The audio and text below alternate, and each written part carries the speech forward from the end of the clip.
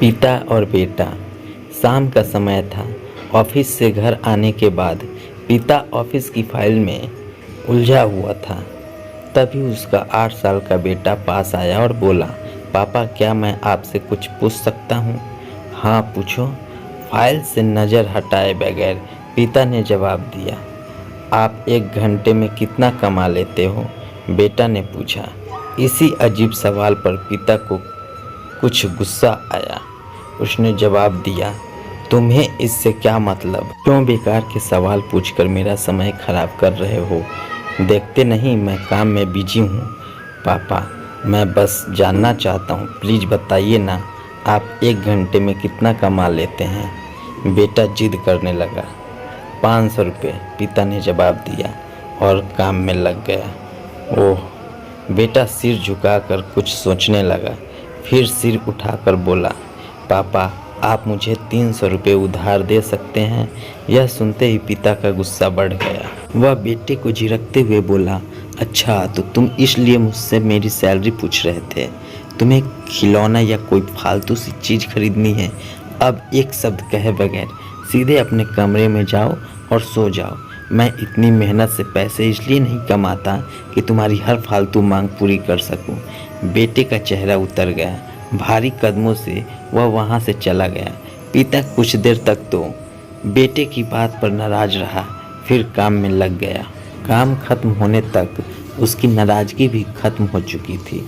अब उसे बेटे के प्रति अपने खुद के व्यवहार पर दुख होने लगा। वह सोचने लगा कि हो सकता है बेटे को सच में किसी ज़रूरी चीज़ के लिए 300 रुपये की ज़रूरत हो।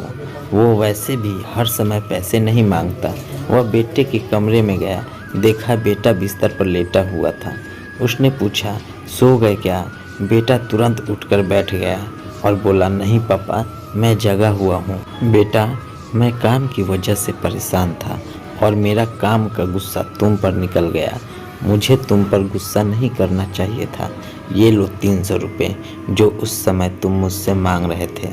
पिता बेटे के पास बैठते हुए बोला, थैंक यू पापा। बेटा चहक उठा। 300 रुपये एक तरफ रख उसने अपने तकिए के नीचे दबे कुछ नोट निकाले और उन्हें गिनने लगा। यह देख पिता को फिर से गुस्सा आने लगा। वह गुस्से में बोला, जब तुम्हारे पास पहले से ही पैसे थे तो तुम और पैसे क्यों मांग रहे थे? क्योंकि मेरे पास पूरे पैसे नहीं थे पापा, अब हैं। बेटे ने मासूमियत से जवाब दिया, पापा ये लीजिए 500 रुपये। क्या इससे मैं आपका 1 घंटा खरीद सकता हूँ? प्लीज़ कल आप घर जल्दी आ जाना, मैं आपके साथ डिनर करना चाहता हूँ।